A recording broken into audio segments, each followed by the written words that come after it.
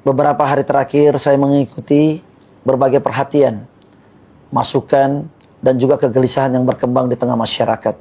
Sebagai gubernur, saya memahami ketika menyangkut kebijakan dan penggunaan fasilitas publik, wajar jika muncul pertanyaan bahwa kritik yang keras itu adalah bentuk kepedulian masyarakat terhadap daerah yang kita cintai bersama. Beberapa hari ini saya banyak merenung, saya menyadari ada hal-hal yang perlu saya perbaikin, baik dalam bersikap maupun dalam berkomunikasi.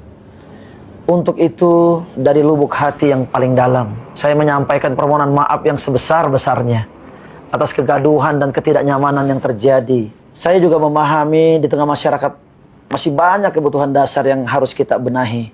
Oleh karena itu, ketika muncul informasi terkait renovasi rumah jabatan dengan nilai yang cukup besar, termasuk di dalamnya beberapa item yang menjadi sorotan seperti kursi pijat dan akuarium air laut. Wajar jika hal tersebut menimbulkan rasa tidak nyaman dan pertanyaan di masyarakat.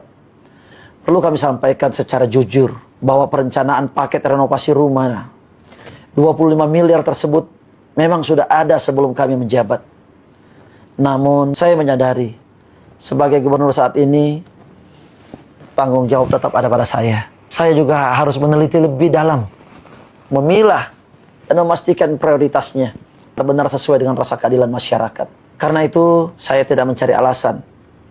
Ini adalah tanggung jawab saya. Sebagai bentuk komitmen, saya akan mengambil langkah.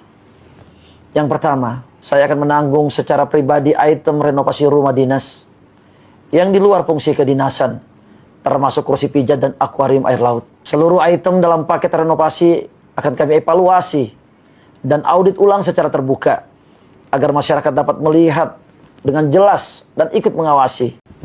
Ke depan, kami juga akan melakukan penyesuaian agar penggunaan anggaran fasilitas pimpinan lebih sederhana dan lebih berpihak pada kebutuhan masyarakat. Kedua, sebagai bentuk menjaga kepercayaan publik, mulai esok saya juga akan meniadakan keterlibatan keluarga dalam peran struktural yang berhubungan langsung dengan pemerintah Provinsi Kalimantan Timur.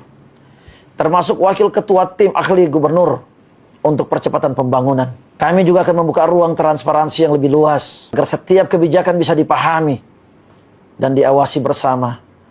Masukan dan kritik yang disampaikan masyarakat saya terima sebagai bentuk kepedulian dan cinta terhadap Kalimantan Timur.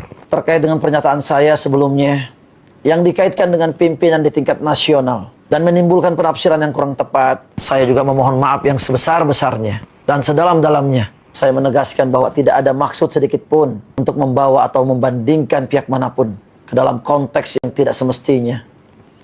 Ke depan, saya akan lebih berhati dalam bertutur kata agar tidak menimbulkan persepsi yang keliru. Saya berkomitmen untuk bekerja lebih teliti, lebih peka, dan lebih mendahulukan apa yang menjadi prioritas bagi masyarakat Kalimantan Timur. Mohon doa dan dukungan untuk meneruskan program-program kita dan memastikan setiap manfaatnya dirasakan langsung oleh masyarakat Kalimantan Timur.